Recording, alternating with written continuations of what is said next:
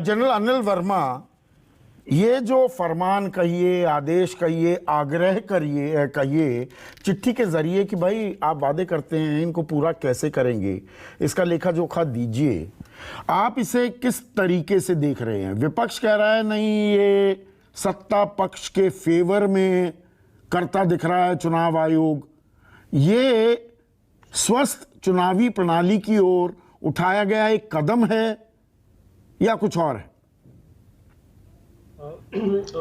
हमारा व्यू ये है जी इसमें कि वेलकम करते हैं हम इसको, अच्छा कदम है। लेकिन मैंने, अगर आपको याद हो, अगस्त में भी आपने इस चीज़ पर, जब पीआईएल के ऊपर वो बहस चल रही थी, तब भी मैंने कहा था कि पॉलिटिकल पार्टीज इसको मानने में बहुत हिचकिचाएंगी, और वही आप देख रहे हैं, आज वही हो रहा है। क्योंकि जब तक ये आरपीए का अमेंडमेंट नहीं किया जाएगा तब तक पॉलिटिकल पार्टी कोई भी इसको मानेंगी नहीं, मतलब इम्प्लीमेंट नहीं करेंगी। तो पॉलिटिकल फंडिंग में ट्रांसपेरेंसी होना, क्रिमिनलिटी को कम करना, पॉलिटिकल पार्टीज की अकाउंटेबिलिटी, इनर पार्टी डेमोक्रेसी, ये सब चीज़ें जो मेन मुद्दे हैं, और इनके ऊपर कई बार इलेक्शन कमीशन ने ही नहीं, बहुत से कमीशंस ने सरकार को रिकमेंडेशन भेज चुके हैं, लेकिन उनके ऊपर कुछ हुआ नहीं है।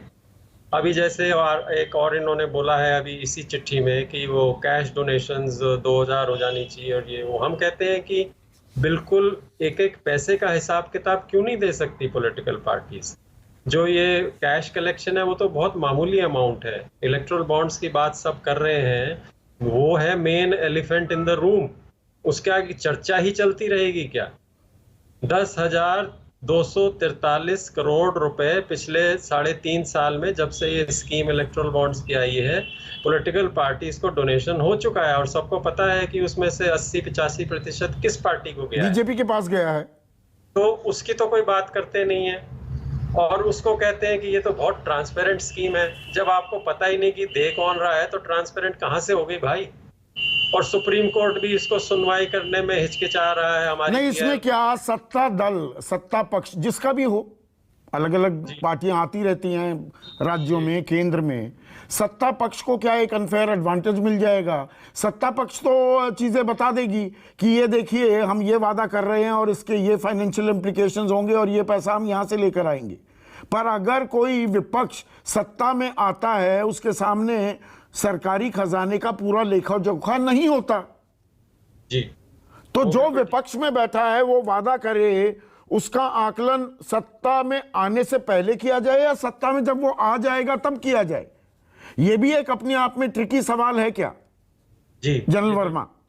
बिल्कुल, हाँ, ट्रिकी सवाल है। देखिए, हम सबको मालूम है गवर्नमेंट की जो स्पेंडिंग है, direct spending, indirect spending, deficit कितना है, लोन वेवर्स कितने हैं, वो सब चीजें हैं। और जो वेलफेयर स्कीम्स हैं वो अलग चीज है, उनके ऊपर। और हमें पता है कि कॉन्स्टिट्यूशन में लिखा है इनइक्वालिटी कम करनी है, सबको, हमने जो गरीब लोग हैं उनको ऊपर लाना है, उसके लिए वो चाहिए स्कीम्स, उसको कोई मना नहीं। उस पर तो मैं आऊंगा, अभी विराग गुप्ता को इसलिए अभी रोक के रखा है जनरल साहब। पर देखिए, एक ट्रैकिंग सिस्टम तो है नहीं इस देश में। ये सवाल देखिए, ये दर्शकों को समझने की जरूरत है। किसी की भी राजनीतिक दल की सरकार हो, वो वादे कर देते हैं, बाद में बताएंगे हमने ये कर दिया जी, ये कर दिया जी, ये कर दिया। ओरिजिनल जो वादे थे उनमें से पूरे कितने हुए, उसको ट्रैक करने का सिस्टम भारत में आज तक इजाद नहीं किया गया। और ये एक अहम जानकारी मैं आपको दे रहा हूं, अमेरिका में ट्रैक किया जाता है कि जी आपने वादे किए थे इतने, कितने किए पूरे। जो बाइडेन 1.5 साल पहले अमेरिका के राष्ट्रपति बने, जितने वादे किए उनमें से 22% पूरे हो चुके हैं।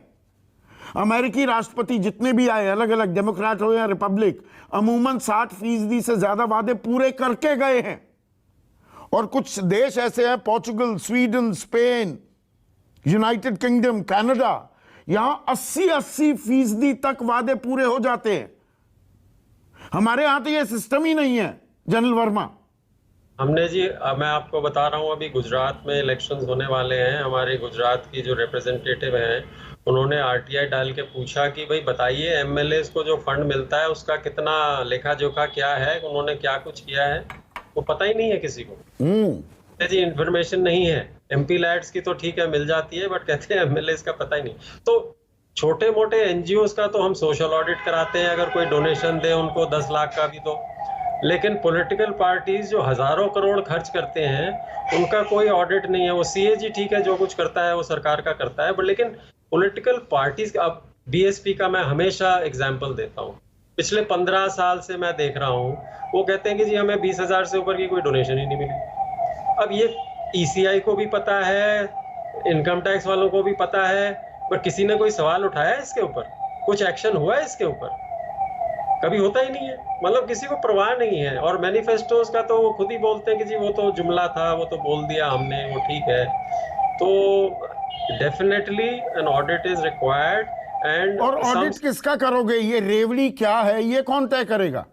वो तो देखिए जी, असल सवाल तो वहां अटका हुआ है ना जनरल साहब। उसकी definition has to be given by the supreme court, but वो बहुत ट्रिकी चीज है। अब वो वेलफेयर स्कीम कौन सी है और फ्रीबी क्या है, मेरे हिसाब से जो प्रलोभन दिया जाता है वोटर्स को इलेक्शन से पहले, वो रेवड़ी है।